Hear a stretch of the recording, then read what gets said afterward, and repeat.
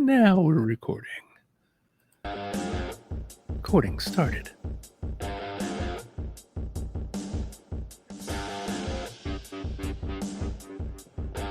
Broadcasting the most part of the fastest game in the world. So strap on your lids and lace them up, Rook.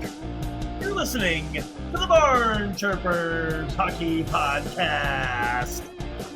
Take a lap. Clap it up, boys. You got a little Marty Brodeur figure there, eh? You know, Corey gave me that a couple years ago. Oh wow! All right. Yeah. Nice. He said he was. Look at Corey being actually a good guy. Just kidding. We know Corey's a good guy. He's never on the show, though, so I got to chirp him until he comes back. Yeah. That's essentially how this whole show originated, if you don't know, is just me, chirping Corey. Because we are the Barn Chirpers, of course. And if you're listening to us, which I hope that you are, and obviously you are if you're hearing my voice right now, you can follow us at Barn Chirpers Pod on the Instagram. Chirp at us. Let us know how we're doing, if you like us, if you don't like us, whatever. We like to talk S with you. We like to chirp, if you will. Wherever you're listening to us, wherever you're watching us maybe right now on the YouTube, hey, just hit that subscribe button. We would love that. You can get all our new episodes, all that new stuff. Of course, give us a 5-star. We would love that. Quick little review. That'd be great too. So we can get to be the President's Trophy winner of all hockey podcasts in all of the world. And shout out to yours and our Norfolk Admirals of the ECHL. We would love to be part of their team so they can be part of our team so we can all be on the same team. Justin, what's happening, baby? Well, another week, another over-under, another would you rather coming at you. And I actually am prepared. Oh, look at you. I've been thinking about, I have players and this today was pretty busy. So I didn't get to prepare as much. I just finished today. So I've got all the stats looking at me, but you want to get the first line out here? Let's do it, man. Let's get this game going. You know what I mean? I'm going to go ahead and go first this time. Oh, wow. Well, see, I let you go first last time. I remembered.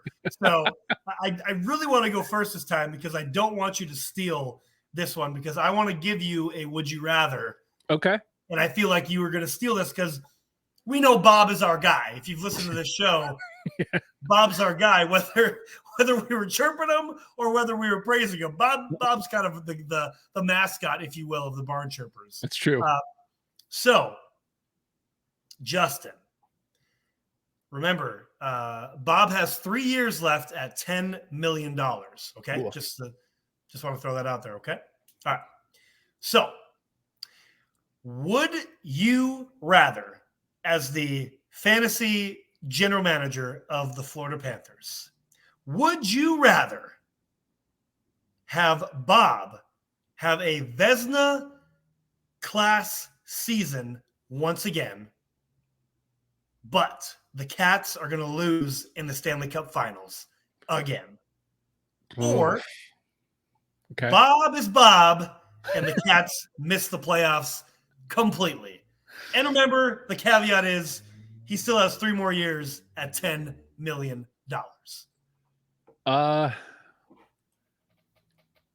You know what? We talk about this all the time. Give me the Cup final appearance. Again, they didn't get it done this year. And they got they got worked, but they made it. They made it. You can't take that away from them. And if you have Bob playing great, I just paid you a lot of money to play great. So, I mean, worst case scenario is a wash. The season's a wash. You made it. He made it to the Cup Finals again. You lose, but you got there again. You were good enough to get there again. And so that's 3 straight seasons: President's Cup, Cup Finals. Yeah, I'll take a Cup Finals appearance. I agree with you because, again, you have 3 more years at $10 million. That's a really hard contract to offload no matter who you are, but especially a goaltender up in age, even though we talked about how well he performed. this past season, right, and came back to like Bob of old. But yeah, a goalie is hard to offload no matter what. Yeah. But a 3-year, $10 million ticket, ooh, that's going to have a lot of teams not wanting that. So I agree. I would rather get to the Cup Finals again, be real close to tasting that champagne out of the cup, but you messed up, rather than, wow, we just had a terrible turnaround, much like the Montreal Canadiens that we'll talk about later on in this show. Yeah. I agree with you. I'd much rather Bob performs like a $10 million goalie. So, I hate to stick with the goalies, but that's who we are, right? Like, yeah, you we're played, goalie guys. Yeah, you played, but I have just always been drawn towards goalies. And the Cats have an interesting goalie situation last year, because towards the end of the year, Lyon was their guy. Mm-hmm. Throughout the year, it's split between Bob and Spencer Knight, but Lyon kind of emerged as the goalie, and now he's gone. So it looks like you still have Bob and Spencer Knight going forward, right? Correct. So very similar question, but this is going to be involving the remaining two goalies. Would you rather Bob take the majority of the starts and play well, not necessarily Vezina, play well, and you get into the playoffs? Or would you rather Bob dumps all over himself and concedes the net to Spencer Knight, and you guys end up winning the cup? Oh, I mean, well, again, this shows how much alike that we are, because I had a very similar question involving those two that I had an option of asking you. I mean, simply put, you always go with the cup. I mean, right. There's the conversation later when we get a man up is actually going to revolve around the cup sort of as well. And a conversation I just had, I say that in quotations, about why guys in the NHL play hockey. It's to win the cup. That is literally the only reason to play hockey, is to win the Stanley Cup. So yeah, that sucks if Bob ends up totally, dismantling. And again, we have 3 more years at $10 million. We'll probably say that a couple more times in the show. But yeah, I mean, a young goalie who also had to go to rehab this year. So he comes back out of that dark place to be an amazing goaltender, and you guys win the cup. I'm going with that 100% every time. It's a great story. And I mean, look, I agree with you, obviously, because cup wins, always. But there always is that, man, we just paid a guy 10 mil to literally crap himself. But even to that same point, up until this past playoffs, they already knew that they were in that hole, if you will. We've talked about it on the show. It's Bobrovsky. We're just wasting this $10 million ticket for a guy that, has performed mediocre at best since coming over, So that's something else we'll say. Take a drink every time we say mediocre at best today on the show. Yeah. But I feel like, again, it's just being, that's what we expect. So anything better than that is great for Bob. And again, not trying to crap on him anymore right now, because he at least proved to me that he can be that guy again, and I hope he does. But yeah, again, cup always the cup. Well, and I should reiterate, really the only question is, are you paying the 10 mil for a good goalie and missing the playoffs? But nah, man, you take the cup always. So okay, Justin, so I'm going to hit you with we've talked a little bit on the show frequently about goals for and goals against that a team had. So last year the Florida Panthers had 290 goals for and 273 goals against, as you would say. And that, you know what? I didn't get the actual stat of where that left them in the league, but they were top 10 in the league with that, right? So, Justin, over or under 300 goals for this year for the Florida Panthers? You did come prepared. My gosh. I mean, let's break it down. Who's on the roster, right? Who's injured and not going to be starting the season? Mm-hmm. Lomberg, Montour, Ekblad, Tkachuk, to name 4 of your big scorers. Yeah. Duclair's gone. Yeah, you lost Duclair. Who else? You lost somebody else. I can't think off the top of my head, but OEL came in. But Goody's in. Goody got in Anaheim. I mean, Goody wasn't necessarily a scorer, but right, a player you lost. So, great defenseman though. So I mean, that could matter with goals against. Yeah, for sure. It was 300 goals for, right? That was the question. Yeah, they had 290 last season, so I said 300 goals for, over under. All right. I'm going to go under because it's hard to imagine that with the injuries, as you already mentioned, that they're going to do better than they did last year, right? I think it's possible that it's a push, but as you mentioned, we can't. Last week, you can't really go push. I think it's possible they do the same, but for the interest of this conversation and the thought experiment, I'm going to go just under 280. I'll go 280. Yeah, I mean, I would love to see the over or see the actual number, but same thing. It's kind of up in the air of who's going to be on the ice when the season starts. The first quarter, really, of the season, first 2 to 3 months, is kind of up in the air right now from everything that I've read and seen, and just looking at injury reports and whatnot. Like some of those guys, like Matty Tkachuk, is kind of unclear of when he's going to be back. You know, so there's a lot of questions. So they could really be far behind to start the season, the first quarter of the season. Of course, you can always make a comeback like they did, but I think that's why I kind of said I think 300 is a little bit steep. So I am also going to go under, but just barely. So I'm actually going to go better than last year. I'm going to say 295, but still under the 300. Yeah. Okay. I like it. Do you mind repeating the injuries? I know. Yeah. Let me pull it up. I know Matt Tkachuk, Matty Tkachuk, Lomberg, Montour, Ekblad, and hold on. Stall, not the brothers. They lost the Stalls too. Yeah, they did. Good for them. They may not have an idea. Did they lose Nick Cousins? I feel like I saw Cousins on the wire. You know, they might have, but I don't remember where he went to. I don't know for sure. Okay. Injuries.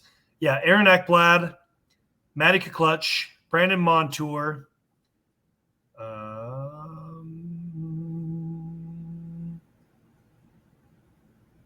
I guess a couple of other guys. Eetu Listerinen. Ooh, okay. Everybody else, I guess, is cleared. So those 4. So I'll say this: their top 6 point getters last year: Matty Tkachuk, Barkey, Verhaeghe, Montour, Reinhart, Luosterainen. That's the top 6. 3 of those guys are going to be injured. 3 of their top point getters are going to be injured. Yep. So that being said, Joe, let's go to the number 2 guy there, the captain, Barkey, Alexander Barkov. Last year, 68 games played, 23 goals, 55 assists for 78 points. This feels like a gimme, but let's get the guy a little sunshine here. Over under 78 points for Barkey next year. You know, I really do like Barkey. I think he's a great captain by kind of almost being in the shadows. Like nobody ever really talks about him that much. I've had him on my fantasy team the last 3 years, however many years we've been doing it. But here's the thing with Alexander Barkov.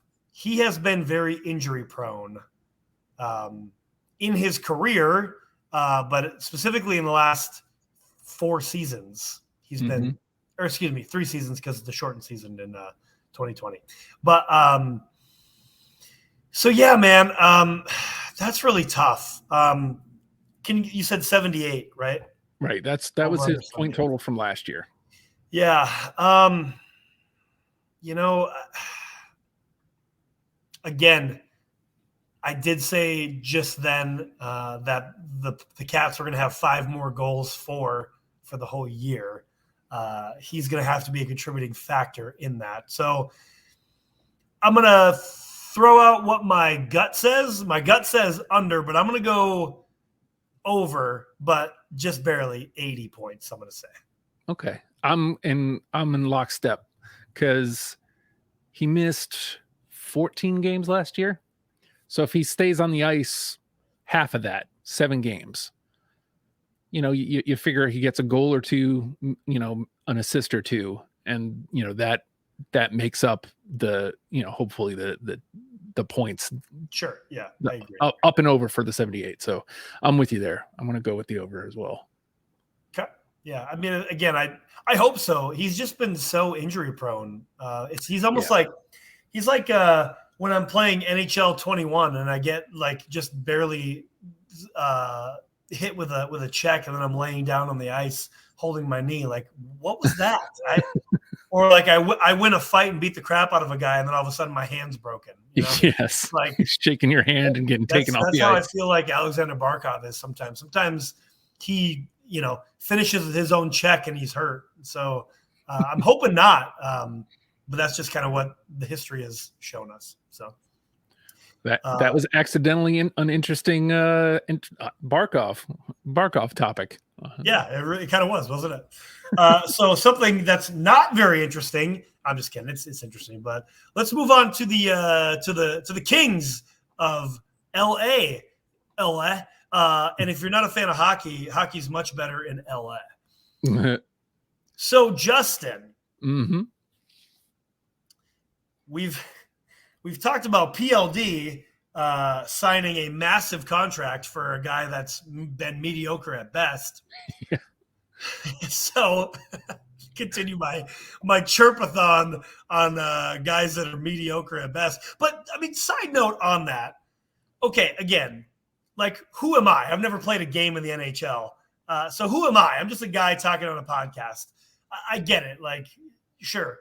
My point, though, is with guys making why are we giving these players so much money to do a mediocre, a C- job, a C+ job? Mm-hmm. It makes no sense to me. I feel like there's a whole lot of, this is a side conversation, obviously. There's a whole lot more that the NHL needs to fix that we've talked about on the show that we can continue to talk about ad nauseum, that we will bring up time and time and time again on this show. There's plenty more that the NHL needs to do to build the game. But with that said, if you didn't pay these mediocre players superstar numbers, there would be more money to spend for your cap. There would be more money to move around in the league instead of paying these certain players that have never had a superstar season, superstar money. And that's just my soapbox. Anyway, did you have anything to put onto that before I move on? No, man, stated perfectly. We'll get more into that a little bit when that'll be the power play. Yeah. That'll be when we go man up later on. I'm kind of burying the lead a little bit, but anyway, okay. So back to PLD. So again, just a little reference for you, a little history. PLD has never scored 30 goals in his entire career since 2017. Okay, just so you are aware of that. So Justin makes the move to Los Angeles. We know the rumors and innuendo that, man, he hated Winnipeg. He didn't want to be there anymore. It was a bad playing team or a bad situation for him. So he couldn't be the superstar that he's supposed to be. Whatever. He's in LA now, City of Angels. Over under, Justin. PLD scores 30 goals this year. The closest he's come is 28 in 21-22 in 81 games. All right, so there's going to be more on this on my over under, but I'm giving you a little headway here. I'm going with the over I think this is the year he finally does it, because it's funny that's the number that came up. Last year's top, well, no, sorry, Kempe had 41 goals. But Kopitar, their leading point getter, and again, more on this in a second, scored 28 exactly. So if he's going to be slotting in somewhere around there, right, is because Kopitar is the captain. I got to imagine he's top line center, right? Yep. I mean, I sure hope for the Kings and for him that he's able to finally crack that code and be at least the second leading goal scorer at that measly 30. So it was over under exactly 30 or okay, so I'm going to go over, and I'm going to go just past it, 32. Okay. Yeah, I mean, every time I'm chirping an NHL player, again, I've never played a game in the NHL, so who am I? Every time I'm saying these chirps, because I would love for you to prove me wrong. Make me eat dirt, whatever the saying is. Like, I would love that, truly. Like, you know what I mean? Show me something as a fan. Like, I don't understand why you're getting paid all this money to do nothing. So I'm going to go with the under, though. I think he's still going to underperform. Again, I hope I'm wrong for $8+ million. I hope it's more, because then you can say you were wrong. Anybody can chirp me at Barn Chirpers Pod and say, you were wrong, Joe. Yeah, thank you. I'm going to go with the under, and I'm going to say, ooh, you know what? I'm going to be a real jerk about this. I'm going to go under and say 22. Wow. Okay. PLD for $8 million this year is going to score 22 goals. Oh my God.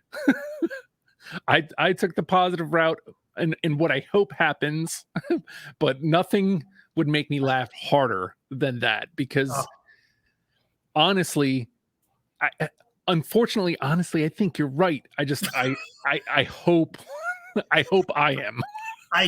Listen, I don't think that it's the club, because, bro, you didn't perform in Columbus and you said you wanted out. You wanted to go to Winnipeg. You go to Winnipeg. You didn't perform, and now you want out because it's not a great place for me. And now I'm going to go to L.A., and you're going to underperform there too, bro. You're just not good. You're a third-line guy. Get out of here. Anyway. The only thing I'll give it is L.A., generally speaking. I don't know if they've moved on past this. I didn't catch a lot of Kings games last year, admittedly, but I think they have a more up-tempo pace, but hold that thought, Joe, because that leads right into my over-under. That being said, it's supposed to be this up-tempo, this LA is supposed to be fast. Yes. Top point getter, as I mentioned, Enze Kopitar with 74. He played all 82 games, 28 goals, 46 assists. Top goal scorer was Adrian Kempe, 41 goals, 26 assists. So their top 1, 2, 3, 4, 5 point getters. Kopitar at 74, Fiala at 72, Kempe at 67, Arvidsson at 59, and Danault at 54. You've got a lot of wiggle room here. Over or under top point getter for the Los Angeles Kings next year being 75 points. That's actually really good. And a side note, those pickups to get Fiala and Arvidsson were top tier moves the last couple of years. I think Kevin Fiala is an awesome player, by the way. 70 over under 75 points for the top point getter. And I think, LA is kind of a fast moving offense. I mean, they had to go to work with the oil, and they were, going back and forth. So they're pretty high powered, I'd say. I'm just stalling while I think. I'm going to go.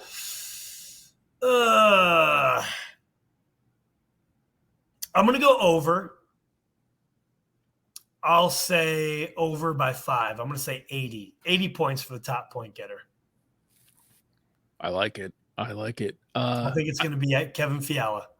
I think he's going to have a breakout year. I hope you're right. And I hope it's not PLD. For his sake and for the squads, I hope it is, because you just paid the guy a lot of money. But dude, a guy like Fiala, I'm glad you keep pointing him out. I love that dude. I don't know what it is about him. I just like the way he plays. I don't remember exactly. Yeah, I don't remember exactly what I think he might have been contract or whatever the case, but I wish he would have stayed in Minnesota. Like, he had such a great run in Minnesota. While I think I don't necessarily think that they got any worse losing him, but I don't think they necessarily got better for losing him, if that makes sense. Yeah. But we'll get to that in a second. So, hold on though. Here's something I wanted to point out about your pick of Kevin Fiala. I think is solid, not only because we both like the player, but his line: 23 goals, 49 assists, 72 points. He missed 13 games last year. He only played 69 games. Wow. And his line was like, scored as many points as the top point getter. Yeah, he was 2 points behind Kopitar. Yeah, that's wild. In 13 less games. No, Joe, it's the Kings. Well, he was a wild though. Yes, he was. That's crazy. Yeah. I think he's a solid player. Like, if I was going to get a Kings jersey, it's between Fiala, and that's really the front runner right now. I mean, Kopitar or Kempe because OGs, but anyway. Kopitar wears number 11. I like that. I like number 11, but I don't like the Kings jerseys. That's a whole conversation for a different. That's day. Gear Freaks. That's Gear Freaks. Like and subscribe, Gear Freaks. That's the channel we're on right now, anyway, right? That's right. Yeah, Gear Freaks. Yeah. So anyway, okay, Justin, this one is real simple because no matter what, the Kings are losing. Okay. So would you rather lose to the Edmonton Oilers once again in the first round, or lose to the Vegas Golden Knights in the first round? I'm just saying that the same spot, the same LA is going to get the same spot that they had last year. So they're facing the team right above them in the first round again. Are they going to play the Edmonton Oilers once again and get bounced? Or are they going to play the defending champs, the Vegas Golden Knights, and get bounced in the first round? Which would you prefer? So I mean, you can puff out your chest a little, like, as best you can in a loss with either of these teams, because either you're losing to the defending champs, right? Which, you can't sneeze at that, or you're losing to arguably the best player in the game, and Connor McDavid, right? So, like, two best, yeah. And Draisaitl, but like, you can't, obviously you can't puff out your chest for losing in either situation, but I think you got to take the L to the defending champs, right? Like, at least there's a chance that they're going to go on and do something, whereas Edmonton traditionally, maybe they make it out of the next round, but are going to lose in the Western Conference Finals. So I think I'm going with Vegas here. I think I'd rather lose to Vegas. I 100% understand what you're saying.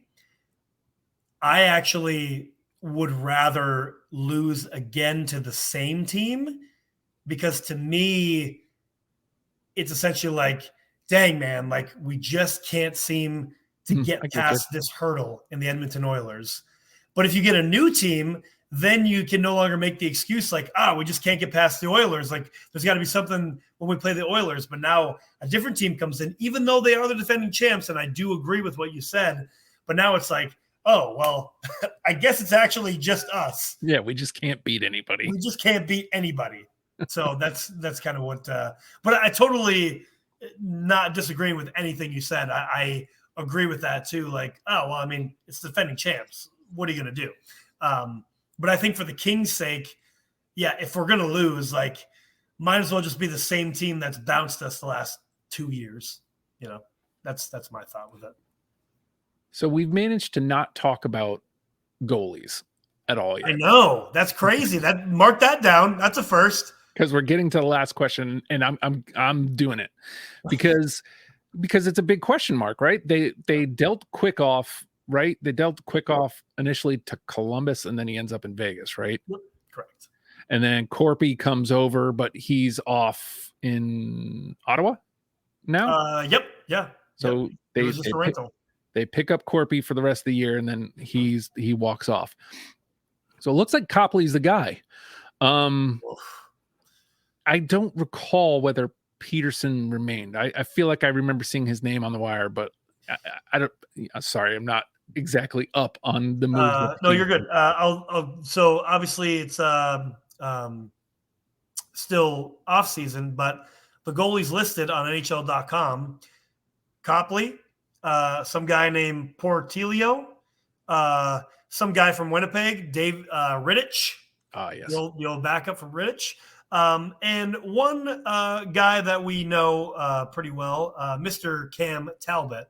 Oh, wow. Mr. 7% body fat himself. Wow, Cam Talbot. I didn't realize he okay. All right, well that shakes up my question completely. Well, but essentially he hasn't made the squad. Somebody's got to between like go. Rittich is a backup, is generally a backup goalie. Like he's backed up Hellebuck for years. Somebody's getting cut. Somebody's not making the team. I guess I would have to know, because I would assume that they'd signed Talbot, right? Yeah, I know that. I definitely saw that on the wire this offseason that he signed a deal. All right, so this is how we'll frame it. So you picked up Talbot as a pickup. You sign the guy. Let's say he starts. He has a quality season. Kings make the playoffs, get bounced in the first round to the Edmonton Oilers. That last part not important, but like let's just give them that. Or Copley steps up, has a breakout season, completely wins the job at 31. As much as a 31 player, like he's still got years left. Let's not call him old, but like that's awfully old to just now be stepping up. But he wins the job outright, has a great season, but you miss the playoffs. Which would you rather? Well, one quick question: does Cam Talbot get injured like he normally does? Does he pull a groin? Tear an oblique? Let's say no. Let's say he doesn't, because just way check. He's playing most of the season. Just checking my boxes here. Just checking my boxes here. That's a tough one, truly, because again, you just signed Cam Talbot. But it would be great to have your, he's the youngest, your young goaltender actually do something. Mm-hmm.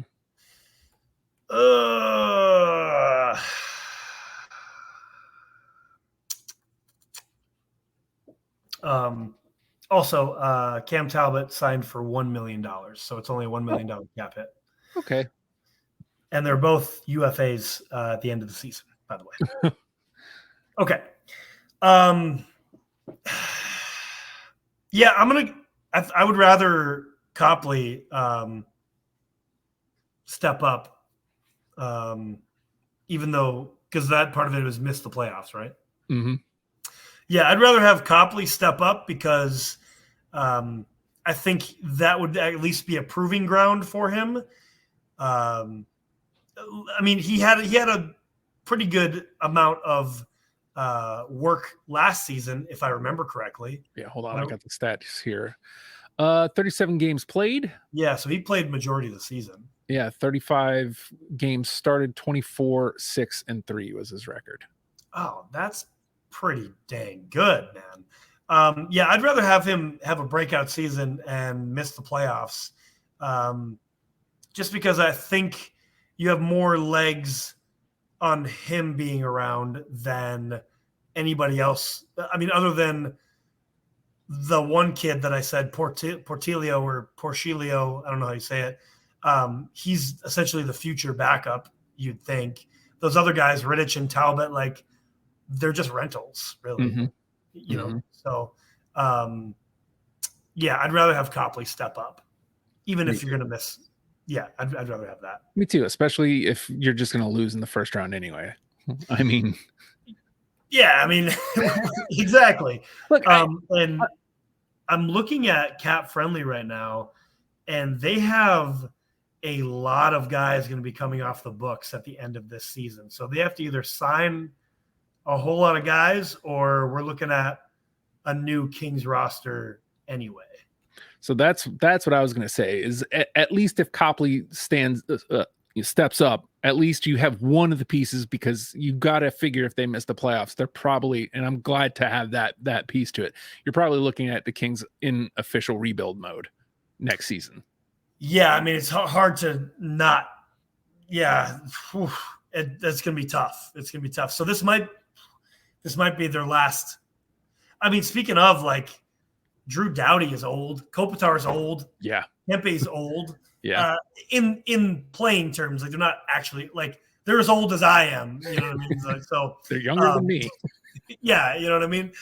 In playing terms, though, like, their best days are behind them. They're still quality players, but their best days are behind them back in those 2 cup runs. But anyway, yeah, I think yeah, that's all I got for LI. All right. Okay, moving on to a team we mentioned a couple times already. Let's get wild, Justin. Let's be wild in Minnesota, my home state, even though I'm not really a true Minnesota Wild fan, but I do appreciate the Wild, of course, because it's my home state. I would like to see them do well. Obviously, the Caps are going to suck for the next 3 to 5. So I might put my passion in. Well, actually, because the Kraken's my West Coast team, so I can't really take on the Wild. I can't take on another West Coast. But anyway, so Justin, see, I don't want to take this away from you because I know he's your boy. I feel like you're going to have a question about Kaprizov. Don't tell me if you do. I'm deciding which one I want to go with here. But you know what? Okay, if you have a Kirill question, I am sorry for stealing it. I know he's your boy. This is a really good question, actually. All righty. Justin, would you rather, and there's a caveat to the end of this, by the way, get out of the first round finally, or not make the playoffs at all? And the caveat, no matter what you pick, in either scenario, you're going to lose Kirill Kaprizov no matter what. Oh. He's gone. So would you rather get out of the first round and lose Kirill, or not make the playoffs at all and lose Kirill? Man, be it trade or he's going to the KHL. Not an injury. I'm not doing that this week. He's just not going to be on the team anymore. Man, my gut says miss the playoffs because you got to look towards the future, right? Because the unfortunate thing is in the first scenario, if it's, Western Conference Finals or, I feel like maybe or Stanley Cup Finals, I think I lean that way. But like, there's no guarantee past the second round. And while, you want to get there, you want that improvement. What is that going to do for us next year when we lose our best player? Right. Man, and they're in cap hell. They're in absolute cap hell. So yeah, I think you miss the playoffs, unfortunately, and lose the thrill, and hope for some decent draft picks. Hopefully you end up in the lottery or something. Hopefully, like, you really tank hard. Yeah, I mean, I gotta agree. I think this goes kind of the same conversation with LA. You can't lose in the first round again. In this case, now the Wild have the longest reigning streak of 8 seasons since Toronto got out of the first round. Whoop-de-doo. So, like, you can't lose in the first round again. I hate to say it, but I would rather they tank and get somewhere in the lottery to get a pick, get a decent pick, because, again, they still have next year is the last season that they'll be paying the buyouts of Parise and why am I blanking on his name right now? It's right. I am too. I know exactly who you're. I know who it is. I know what it is, but I can't think of it. Suter. Yeah. So they got, well, Yeah, next 2 seasons. They got till 25, 26 until it's down to less than $1 million. So, yeah, they are kind of screwed right now. So I'd rather just tank and get some draft picks. So that's where I'm going with.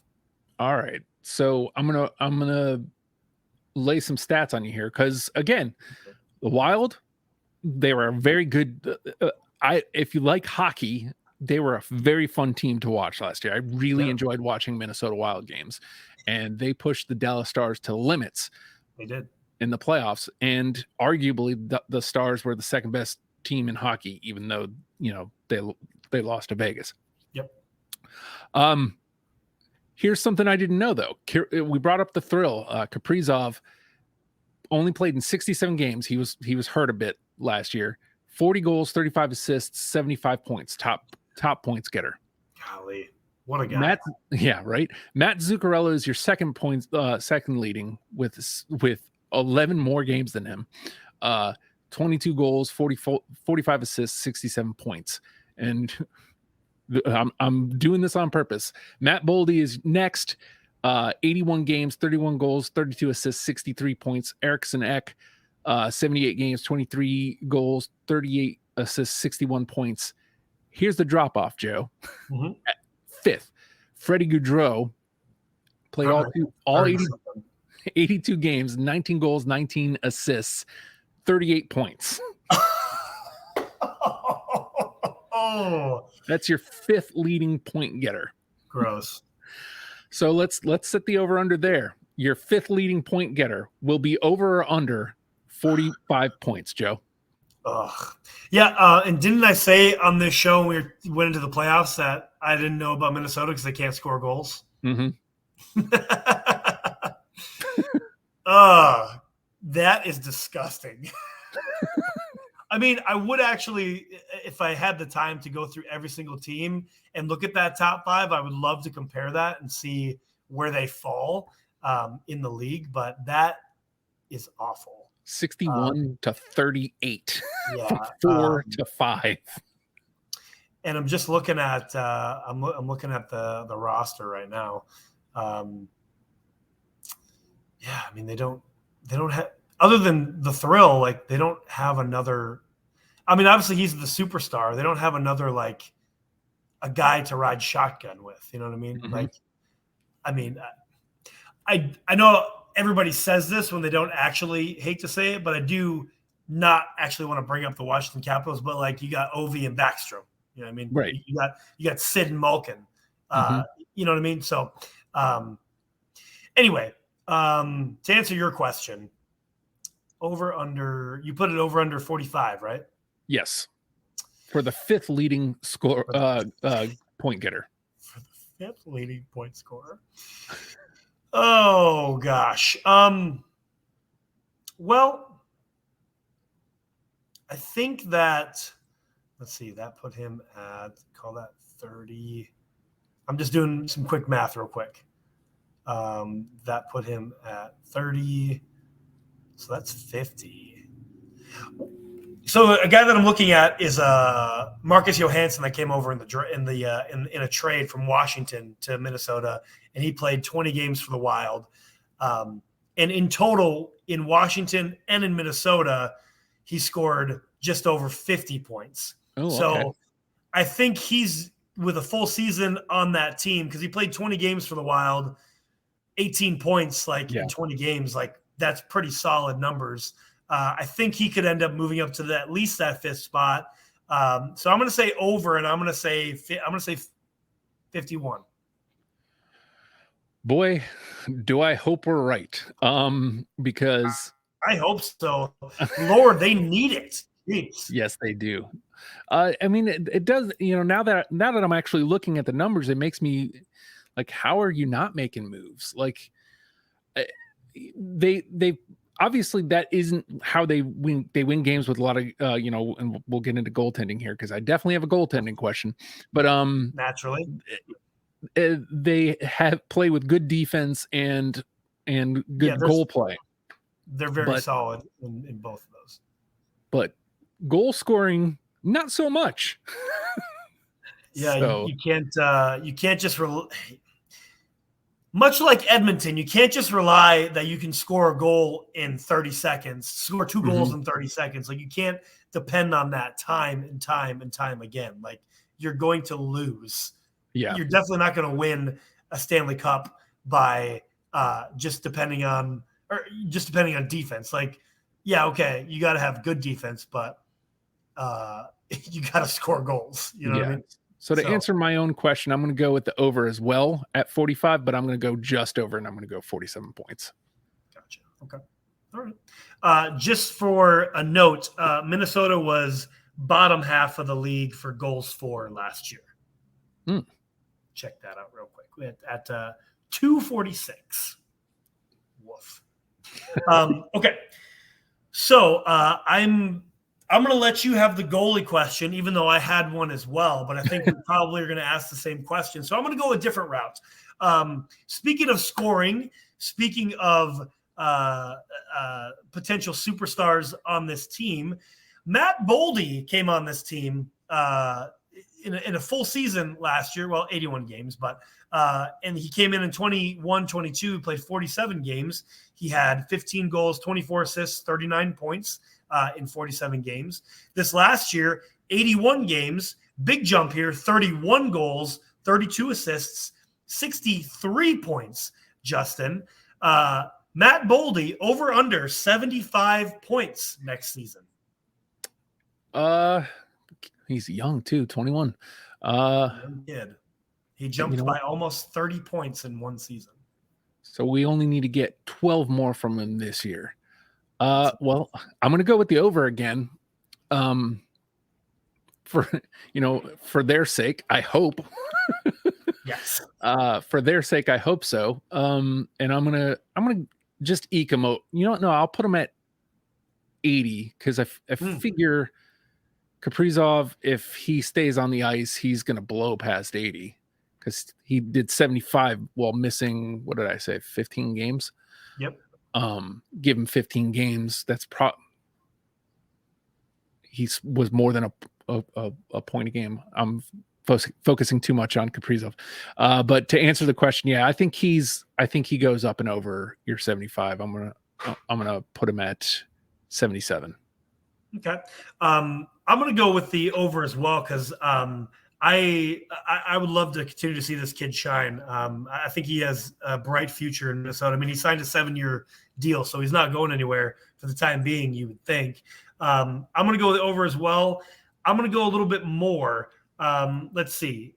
So I can't math in my head. Let's say that's 40, right? So 23. So 22-point increase. So 22 and 63 is 85. That's what I'm going with.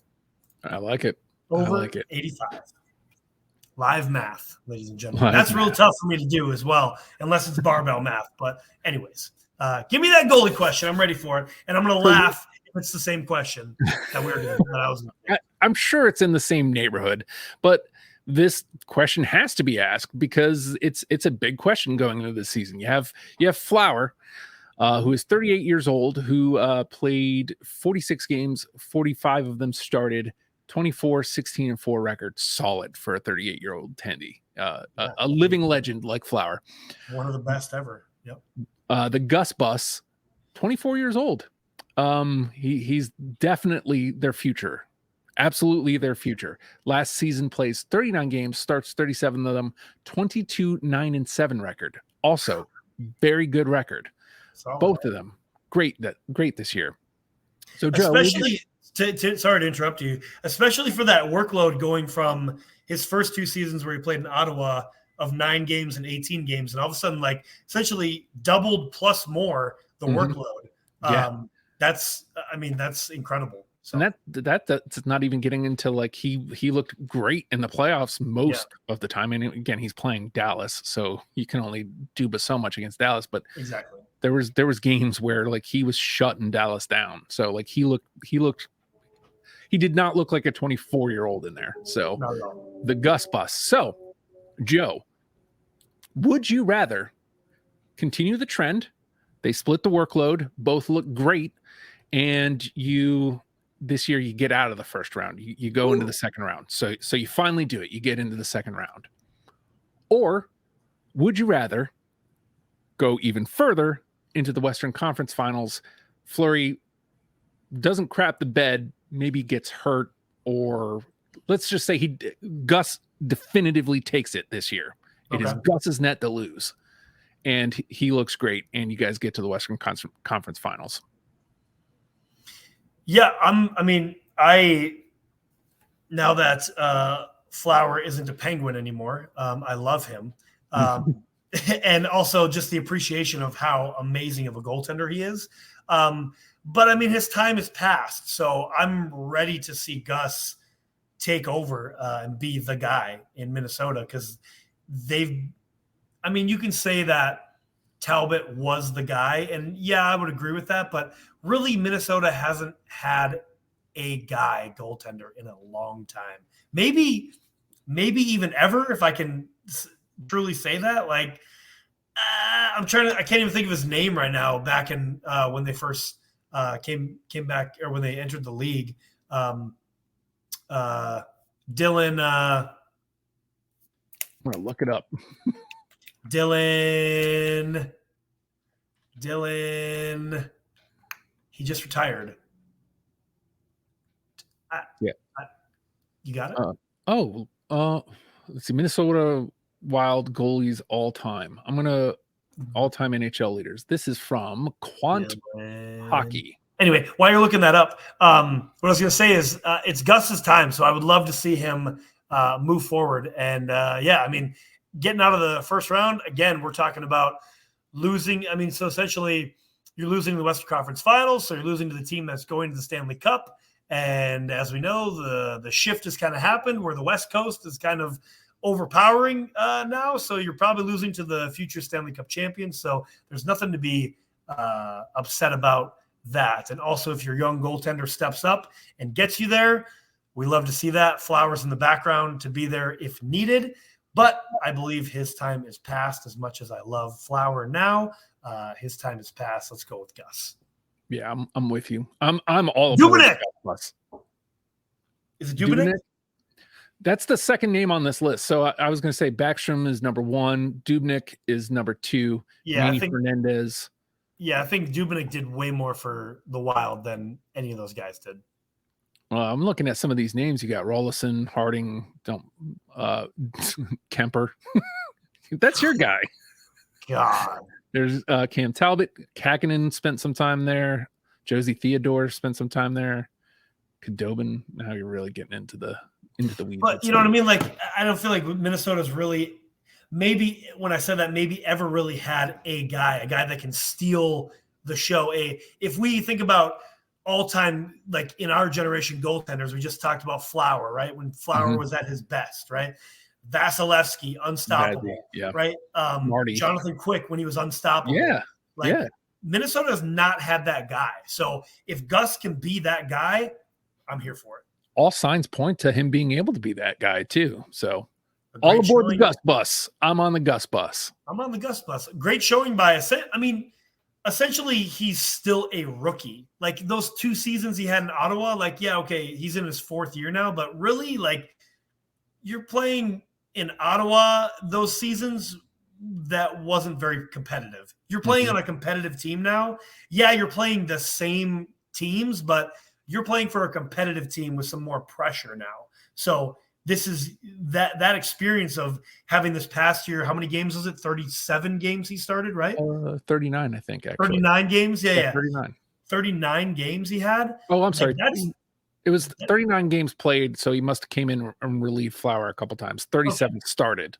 Well, that makes sense because Flower gave up a couple 8-goal games, but which he's known to do now. My point is, like, those first 2 seasons in Ottawa didn't really count truly. Like, this last season was his first real season in my view. So getting that experience of playing for this Minnesota Wild team that essentially almost won the Central, they were fighting for it. And then having that playoff experience is huge in essentially your quote unquote rookie season in my view. Right. So, I hope he does turn out to be the guy for Minnesota Wild's sake. So I want before we leave them, I want to tie all this together because all this praise we're heaping on Gus. It really goes back to the first part of the conversation about this team. Score some goals for the guy, please, because you cannot hope and rely on Gus being an absolute wall back there. Or Flower, yeah. To make them, to have them, they're going to stop every single shot. Like, come on, man. Like, that's not feasible. You know what I mean? So score some goals for the guys, please. Yeah. And I don't think that you mentioned it, but Gus had a 2.1 goals against average, 931 save percentage, 3 shutouts. Yes. He was standing on his head for you guys. Score Absolutely. some goals. Yes. There was a lot of games I was watching where I'm like, gee, like Gus won them games. And specifically those 3 shutout games, because I'm pretty sure they were like all 1-0. Exactly. So, and to that point, Flower was 2.85, a little bit higher, 0.90% basically, 0.908. He was standing on his head too. Like, score some 2 goals shutouts himself. Yeah. You know what I mean? Again, he's what, 30? He's 38. He's 38 years old with still a 90% save percentage. Like, this dude has hold on real quick. Pause. Okay, his first 2 seasons was below 90, but other than that, so 2003 to 2006, he was in the 80%, but since then he's never dipped below 90%. So like, give the guy some help. Do it, Minnesota. Seriously. All right. Okay. Moving on. I'm actually excited to talk about the Montreal Canadiens, an original 6 team. They were close to the bottom last year, riddled with injuries. My question is going to revolve around 2 of their very young guys, Kirby Dach, that came over in a trade from Chicago, and a guy that they drafted, signed Cole Caulfield as a free agent. 2 really young guys, future of this club. And this club, I think, is very bright. We kind of touched on it a little bit before in previous episodes about the Montreal Canadiens. So, Justin, they were 27th in the league last year, the Montreal Canadiens. Okay. So let's say that they have a solid year, injury-ish free, right? They get their big guns back. Plus or minus, over under, finishing 20th in the league this year. 20th in the league. So they move up 7 spots. Oh, boy. So I would have to look at like who is ahead of them. I'll get that for you right now. Okay, because I like the Habs, and I can't tell if that is just me cheerleading for kind of like when we were talking about Minnesota, like cheerleading for what they can be rather than what they're going to put on the ice. Okay, so the teams above them, I will go to 20th place. So teams above them: San Jose, Detroit, New York Islanders, Minnesota Wild, Winnipeg Jets, Washington Capitals, Calgary Flames. A couple of those teams they're better than, I think. I think San Jose is obviously on the way down. Your boys might be. I hope not for you. I hope your boys aren't on the way down. They're trending down. But they're probably trending downward, right? But Minnesota's absolutely not. But they might be right at that bubble. So we're giving them the benefit of the doubt of everybody remaining healthy-ish, as healthy as you can expect, right? Yeah, exactly. Like they literally had essentially more than half their roster was injured last year. Unfortunately, I think I got to go the under. I think they're going to be markedly better, but I don't know that some of those teams they're going to be able to pass. because the Flames are a bubble team too. Like the Flames could go either way. Yeah. I feel like the Flames, the Wild could easily go either way. Two of them, I think they'll be better than for sure. But I think I'm going to go under, and I think I'm going to go at 23 because that's what's screaming at me. They're going to finish 23rd. Well, yeah, I mean, I agree with you. Really, I mean, we more than likely, like you said, San Jose is going down. But I mean, a team that was beneath them that might be on the uprise is Nashville that we've talked about. Yeah, that we'll get to probably next week. I think is on the list. We see Detroit trending up. The Isle, it's hard to really say about the Isle. Like they never do anything, but somehow they seem to stay in the mix somehow. And I would say you mentioned Calgary and the Wild are kind of essentially wild cards, if you will, which way they're going to go. I think Winnipeg's in there too. They could very easily drop way below, or somehow they could have a great season and be up above. So they got rid of PLD. So they got rid of PLD. So there's that, but nobody else wants to stay there. So interesting. So yeah, I'm actually going to go with the under as well. And I do like your 23rd pick, but just for Jeopardy reasons, or maybe it's Price is Right, whatever. I'm going to go 24. I do think they're going to have an increase, a good season, but I don't think they're going to jump that far to 20th. So I'm sticking with my points related theme for the night. So top point getter for the season, Nick Suzuki, played all 82 games, 26 goals, 40 assists, 66 points.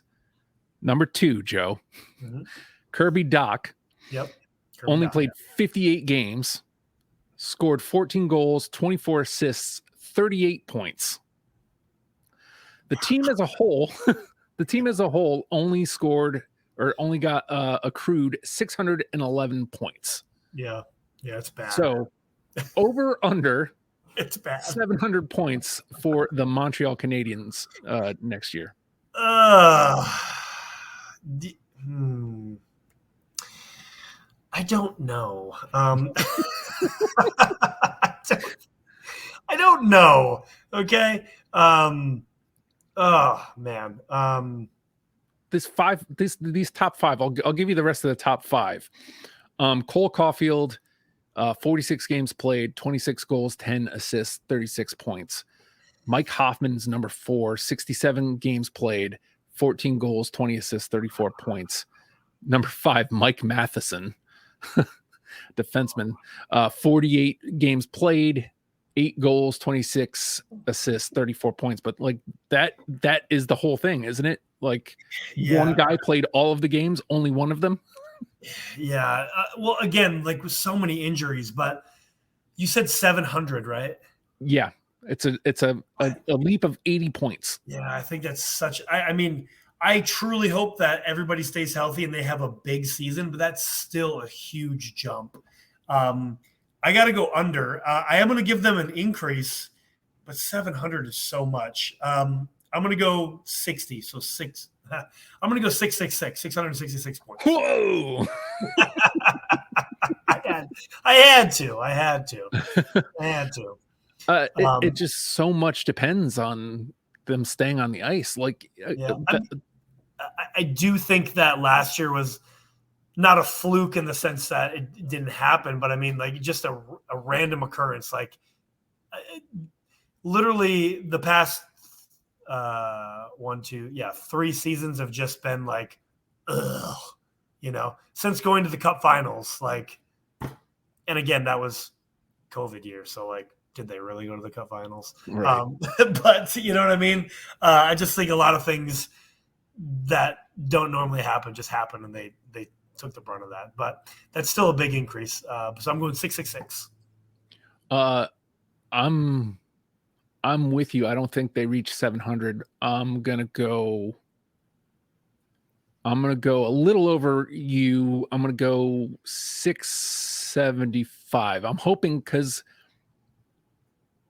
man, I'm just looking at this. Suzuki's the only guy who played every game. Mm-hmm. Next closest, Jonathan Kovacevic. Sure. I don't know. who played in 77 games, only had 15 points. He's a defenseman. Mm-hmm. So you guys got to stay on the ice, man. Stay on the ice. So I actually, this is a Barn Chirpers first. You can chirp us if we're stupid at Barn Chirpers Pod. I actually messed up that question, Justin. Did you?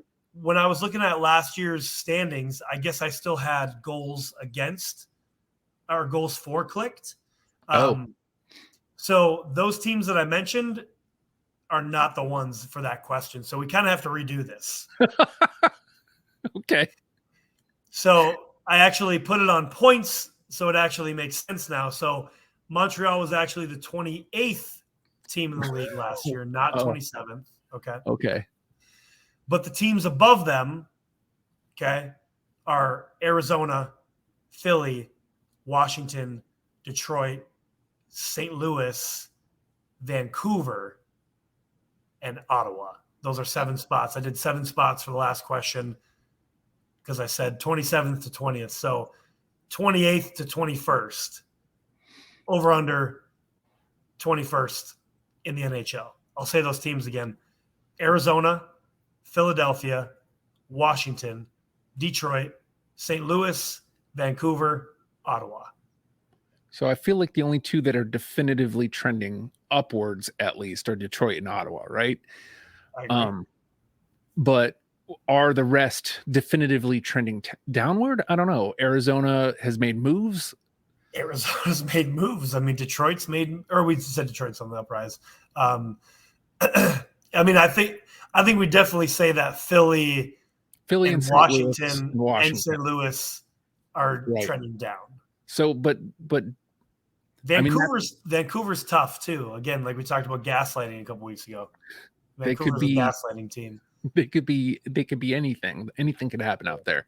So they're the wild card, but like we've already listed 2 teams definitively trending upward and only two trending downward. Correct. Again, I think you said 23rd, right? Yeah. So essentially, the last question when I was wrong with the rankings, you brought them up by 4 slots. Yeah. I think I'm going to hang around that same thing. I'm going to go with 24. Okay. Same. I'm just going to go 25th like I did last time. So that's the true thing. 24th and 25th is what we're saying. Got it. Okay. Sorry about that. Again, you can chirp us at Barn Chirpers Pod. Tell me say Jay is stupid and can't read. That's fine. I'll take that. Okay. We're running long on this first line, so I'm going to get this out to you real quick. We already talked a little bit about Cole Caulfield and Kirby Dach. Real simple. Would you rather? Actually, I need to get some stats for you real quick. Let's make sure I get the right ones. You know what I'm saying? Okay. So, because the would you rather is going to kind of be based on stats here. So you already saw those stats. Maybe they're still in front of you, but Cole Caulfield, 26 goals, 10 assists, 36 points last year. Kirby Dach, whatever it was that you said. 14, 24, 38. Okay. So now you got the stats. So would you rather Cole Caulfield has a big breakout season or Kirby Dach has a big breakout season? The caveat is whoever has a big season, the other one is going to flop. All right. I'm going positional here just because you have Suzuki. All 3 of these guys, your top 3 guys are all around the same age. Suzuki's 23, Dach and Caulfield are both 22. Suzuki's your top line center. Dach is probably your second line center. I think I'd rather have Caulfield because then he can slot into that top line with Suzuki, right? And yes.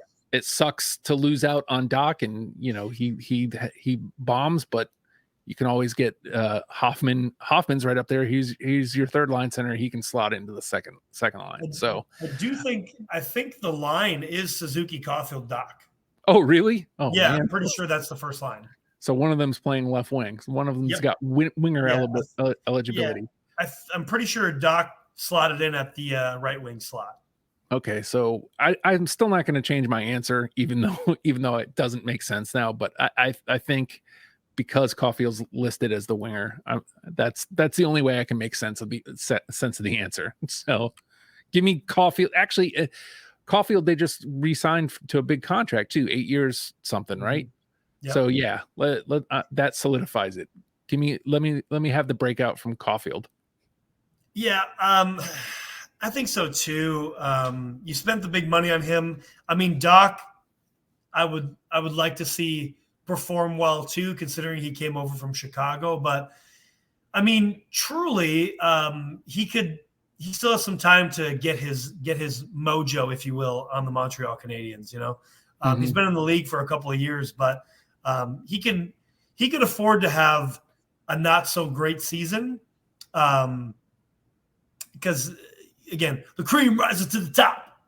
He'll be okay. So I would agree with you too. I'd rather have Caulfield have a big season. Also, that's the sweater that I want to get, is the Cole Caulfield sweater. So, which one do you want to get? Just the home red? I think the regular home red. I don't really care for the blue reverse retro. Oh, really? I like them because it's a. I mean, maybe if I see it up close, because I do love blue, but yeah, I don't know. Just looking at it, it's the same kind of thing with the mustard cats. I'm just like, got to see it in person. But then if I see it in person, I'll be like, oh, okay. Yeah, Suzuki's the one I want because he wears number 14. So good call. Yep, there you go. All right, I'll do an easy one too, because we wouldn't be the Barn Strippers without a goalie question. Gotta give me a goalie question. Give it to me. So Jake Allen's been the guy, right? He's 32. He played 42 games last year, 41 started, 15, 24, and 3 record. Sam Montembeault was the backup, 26 years old, 40 games played, 39 started, 16, 19, and 3. And I believe they just picked up Jari in the trade. Yes. Yep. He may or may not still stay on the squad. They might. Yeah, he might just get dumped out. So let's just assume they go with Montembeault and Allen right into the season. Very simple. Would you rather? Would you rather Jake Allen get the majority of the starts and you eke into the playoffs? Right. He has a decent season. You eke into the playoffs at 8. Or would you rather Montembeault slots in at the number 1, has a great season, but you miss the playoffs? Also, just a little asterisk, it was actually Casey DeSmith, not Jari. Jari signed in Pittsburgh. That's right. My bad. DeSmith. But I mean, I said the same thing. So, okay. So Allen has a good season. They both have a great season, right? Allen has a great season, but you miss. Allen has a great season, Allen has a decent season, and they get into the playoffs, but Montembeault has a great season, but you miss the playoffs. Gotcha. Okay. Ooh. Dang, that one's tough. I'm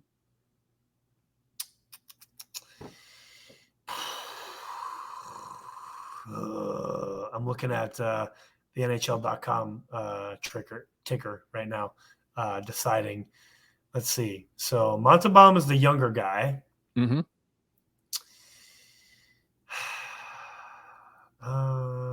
Let's see. They're practically split right down the middle last year with Caden Primo, got a couple, right. two starts. Well, I think I'm going to go with Montembeault having a great season, but you missed the playoffs because,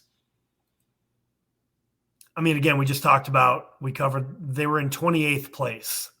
So we don't necessarily, I mean, yeah, we'd love to have, if we have all our guys healthy this year, I feel like the expectations are to at least progress, but I don't feel like the expectation is to make the playoffs this year or even next year. I feel like it's just to progress, right? Mm-hmm. Montembeault's the younger guy, so I feel like you're looking at him longer term. And I'm also looking at Jake Allen's past. His best season was in 16-17 where he had 33 wins, but he also had 25 losses. So, he's never really been a great goaltender in the sense of having a lot more wins than losses, comparably, right? Right. But I feel like I'd rather have Montembeault break out because that's going to help his confidence. That's going to help us with this young goaltender that essentially we're probably molding and trying to keep to replace that Carey Price hole, right? Eventually, than Jake Allen. And Jake Allen, I think, is a decent goaltender, but I think he's probably better set as a backup than the main guy.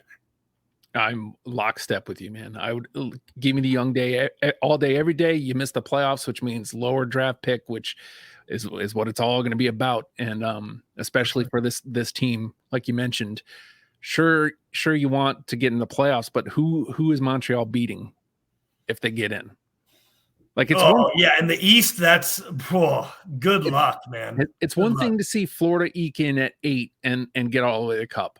But they won the President's Cup the year before. Like that was still a quality club getting put on the ice. There's what we talked about, like having them jump 3 or 4 spots, very, very easy. That can definitely happen. But especially in the Atlantic, you're going to jump Detroit, Ottawa, Buffalo, and Florida. And possibly Boston, that might be on the bottom half of the Atlantic. Yeah. Nah, man. Yeah. So yeah, let's set up the future and let's see the kid look great. And hey, if you have a good young that is a good young core going into next season, maybe you attract some names to come play defense. Yeah, we talked about that when we talked about the Kraken after they lost in the playoffs. You know what I mean? So yeah, fully agree. It's such a young squad. Like I said on the I'll shout out Gear Freaks when we talked about Detroit last week, and I shout out Gear Freaks saying that I said in 3 to 5 Detroit would be a cup contender, and we're in like the 3rd year now. I will say this right now. I think Montreal will at least be a playoff contender in 3 to 5 from now. Yeah, I agree. So 26, 27 playoff contender. Let's get these let's get these guys on the ice. Let me see what those guys can do on the ice with a full season. So for sure, we love you, Habs. I just saw the hand raise up. I think we're going to man up. Woo! Let's do it. Let's do it. Let's drop that puck. Let's be a man up. So Justin, we've said on this show already today, and everybody get ready to take a shot or a drink of whatever you're drinking. If it's just water, that's great too. Let's talk real quickly because we're going long on this episode. Let's talk about mediocre. Let's talk about mediocre at best players. Let's talk about the mediocre, PLD, of course, that we talked about earlier. Let's talk about Auston Matthews for a second. Woof. Justin, Auston Matthews just signed an extension with the Toronto Maple Leafs for 4 years for $13.252 million, Justin. I don't think you guys can see that, but that is the image. And currently, Matthews, for this remaining contract year, he is making $11.640 million. So you're telling me that you gave this guy a $2.5 million increase for what?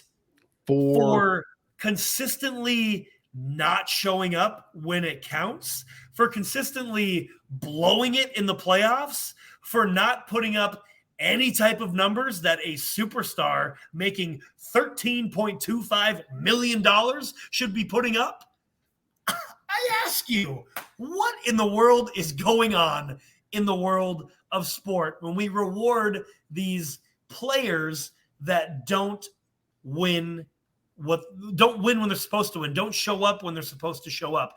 And I'll let you answer. I know I'm talking over you. But there's a caveat to this too. This doesn't just revolve around hockey. This goes across all sports like football, baseball, basketball. These guys making millions and millions of dollars to put up C- C to C+ work. It kills me and annoys the heck out of me.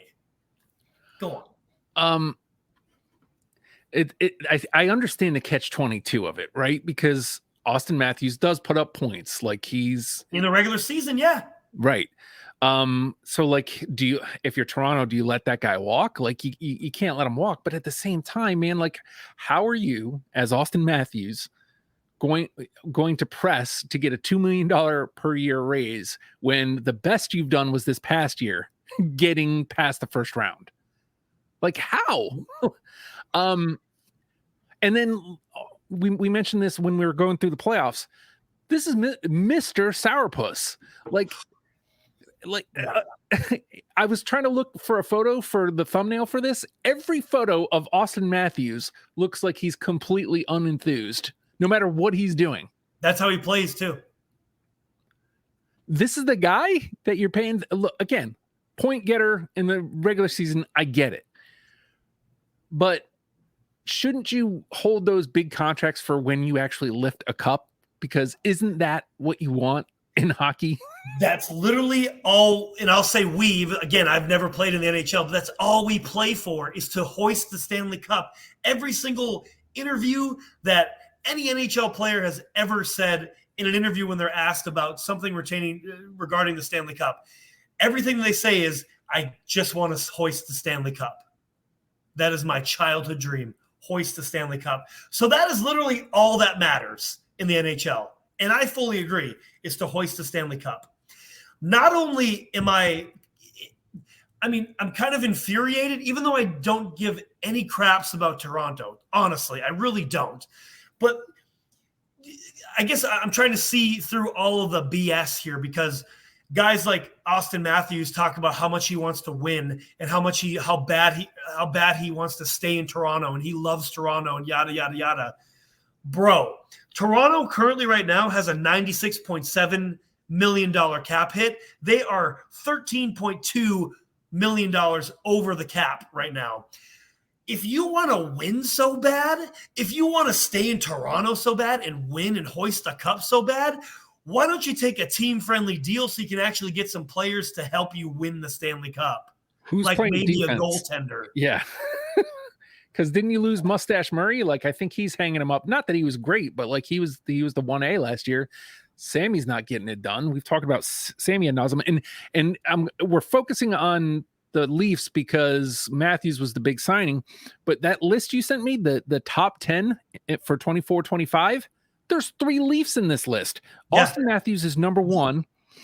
John Tavares is number 8 at 11 a year, and number 9 is Marner at 10.9 a year.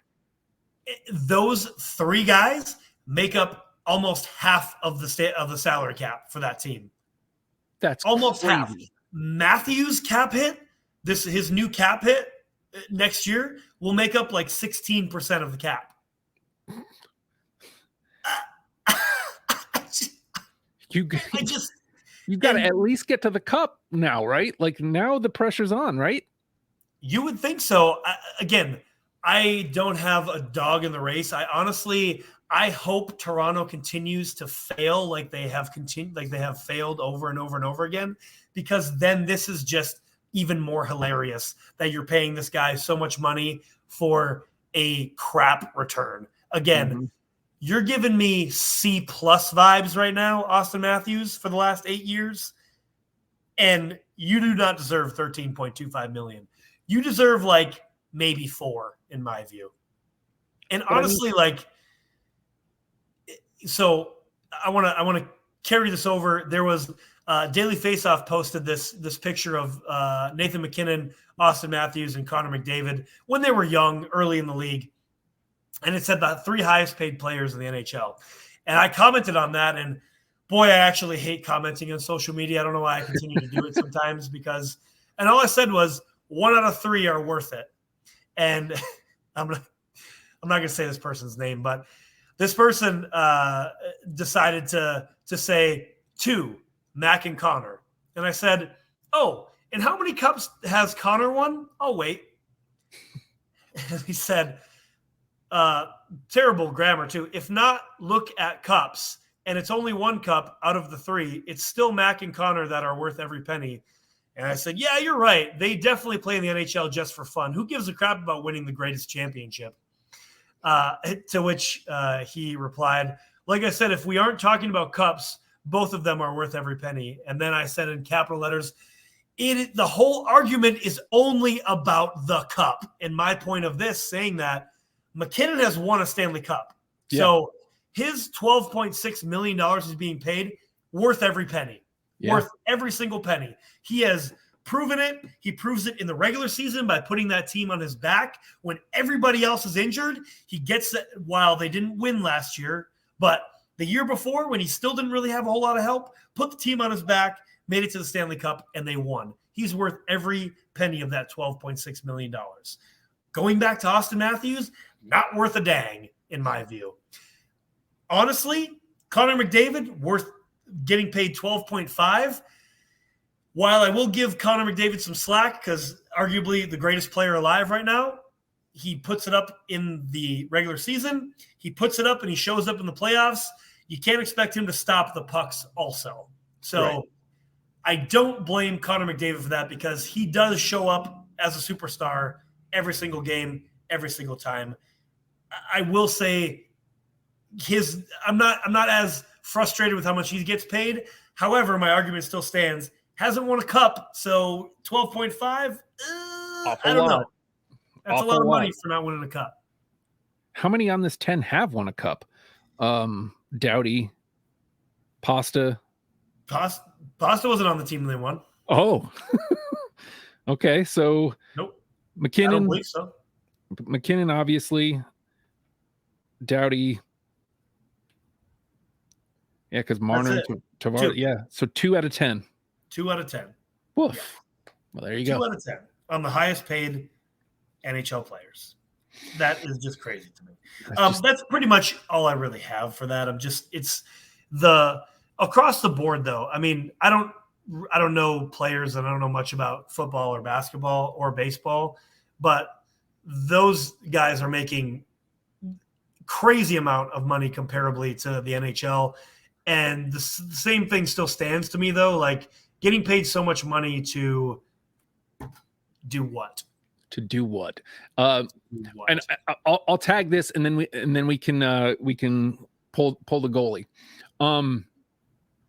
To your point, I'm a New York Metropolitans fan in baseball. These last 2 seasons, we paid big money to land Max Scherzer last year, and Justin Verlander this year. Max Scherzer had a great regular season last year, but when it mattered in the playoffs against the San Diego Padres, crap the bed, and the Mets lose in the playoffs, and then goes into this season, has an okay first half, gets dealt to the Rangers. He's gone. He's off the club. Verlander comes in, promptly stinks, looks his age. He's off the club too. Just saying. Yeah. Well, I mean, win when it matters. We're coming over to baseball real quick, but as a Detroit Tigers fan, Verlander has never showed up when it mattered. So, we are the Barn Chirpers at Barn Chirpers Pod talking about hockey. But anyway, you want to pull the keep here? It looks like let's try to get another goal in here as the last few minutes here of this wonderful podcast that we've gone on now for almost an hour and a half. It's all for you, though, folks. So hopefully this is a good conversation. Honestly, hopefully you've enjoyed this, whether you're watching on the YouTubes or you're listening on whatever streaming platform you're listening on. Please give us a like, a share, a review. Follow the Norfolk Admirals, too, and tell them that we sent you. That would be great for us. So we thank you for listening or watching and letting us ramble and talk about hockey for an hour and a half. Anyway. Indeed. Coach says pull the goalie. So I was speaking with a goalie. Like I just want to mention this because he was supposed to be the guy that was supposed to back up and push Mackenzie Blackwood last season. Yep. Jonathan Bernier has officially retired from the NHL.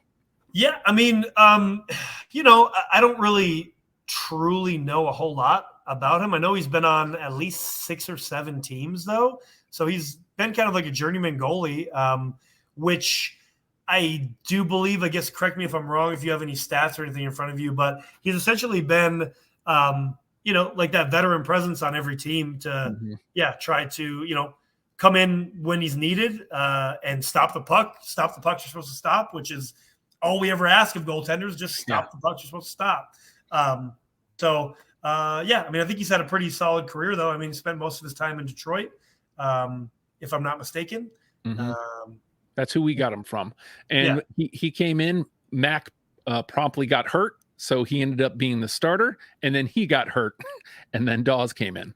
So, and then the caseload, man. I mean, it's changing times, of the volume. So So wish him well. I don't wish ill on the guy, even no, though definitely not. Hopefully he saved some money, and has another avenue after hockey, because that's also a real quick thing just across the board too in all sports, is like guys that make some money and just blow it all and don't have anything saved up, and then end up going down bad roads after you don't have the game that you played your whole life to play anymore. So hopefully he has got some money saved up and some plans after. Another one you had put in here. I think this is a funny way, because this tags on to our "for what" conversation. For what?